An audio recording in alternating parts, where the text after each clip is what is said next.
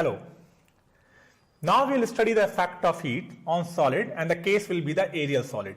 This time we will take the areal objects and how their dimension is going to change, how their cross section area is going to change corresponding to any change in the temperature that we will study.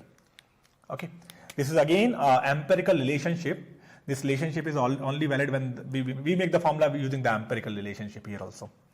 So the relationship is when we perform the experiment with different material and areal objects, areal object means their thickness I am assuming negligible. So when we perform the experiment with different material, in that case we observe that any fractional change in the cross section area, meaning final area, that is A2 minus initial area divided by the initial area. Any fractional change in the cross section area of this solid is proportional to the change in temperature, T2 minus T1. This is an empirical relationship. We observe this while performing the experiment. One thing is to be remembered here, this A1 is a natural area. Basically, we increase the temperature, then we wait till the dimension reaches to the steady state, when the dimension stops changing. Similarly, when we increase the temperature or decrease the temperature, meaning final temperature T2, we raise the temperature, then again we wait till all the stresses developed during the heating process, they vanishes and steady state achieved. So A1 and A2, they are the steady state areas at temperature T1 and T2. So the fractional change in the area comes out to be proportional to the change in temperature. So from here, there is a proportional relationship you are seeing. So if you remove this proportional sign, you have to introduce a constant, and this time the constant is defined as beta. So T2 minus T1. So A2 minus A1 divided by A1 is equals to beta times of T2 minus T1.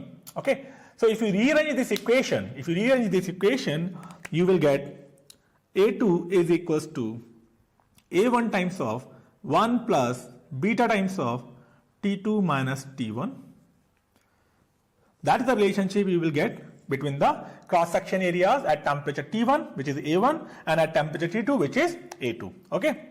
So here in the example we have taken this circular cross section area. So I am having the formula, meaning I want to make the relationship for the radiuses also, if I want to make. So let's replace these values in terms of radius. If I replace this value, in this case I can write as pi r2 square is equals to pi r1 square 1 plus beta times of T2 minus T1.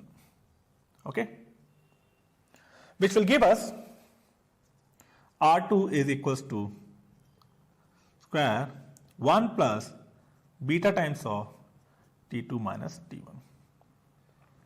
This is a relationship we will be getting between the radiuses. Now, one more thing we have to memorize here, we have to remember here, this formula is only valid for small variation in temperature, because for larger variation in temperature, this beta will depend upon time. This time, this beta only depends upon the material you are using, but if the temperature keeps changing, if we change the temperature over a large value of temperature, this beta will be a function of temperature. In that case, this formula will become way more complicated and will not be able to solve that formula. Okay, so this is a relationship we are getting between the radiuses. Okay, now what we want to do here, this radius is one dimension and we already have a formula in one dimension. I want to make the relationship between the one dimensional change and the two dimensional change, which is the area. So this formula is for two dimensional change. If the same formula, if the same relationship I want to apply for the radiuses also using the linear expansion. So using linear expansion, if I assume that this material is homogeneous, if the solid is homogeneous. Solid is homogeneous means it is having the same property in all the direction. Meaning these all thermal properties for this solid is same in all the directions. Meaning if I study the radius, relationship between the radius in any direction, it is going to be the same. So if I apply this for linear expansion, the relationship is supposed to be R2 is equals to R1 1 plus alpha times of T2 minus T1. Okay. So this value I can replace it here.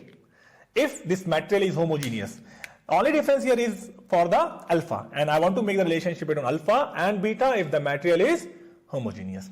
Okay. If we replace the value, it will be R1 square 1 plus alpha times of T2 minus T1 is equals to R1 square 1 plus beta times of T2 minus T1.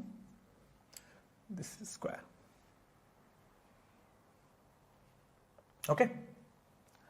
So this relationship will get converted into, and here again you see this R1 and R1 gets cancelled.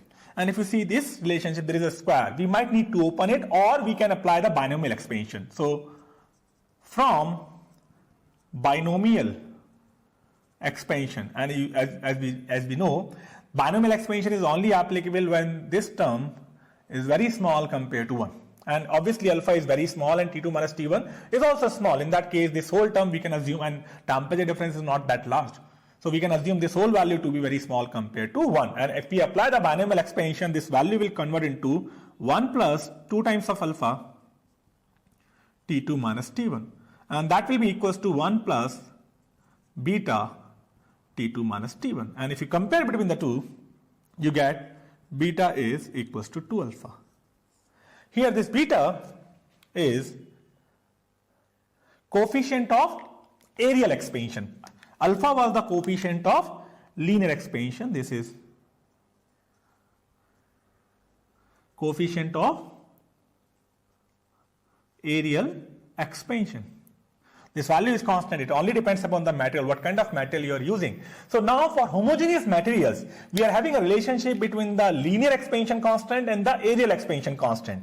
So how the one dimension is going to change and how the area is going to change, we have a relationship. Beta is equals to 2 times of alpha if the material is, if the solid is homogeneous. Okay. Thank you.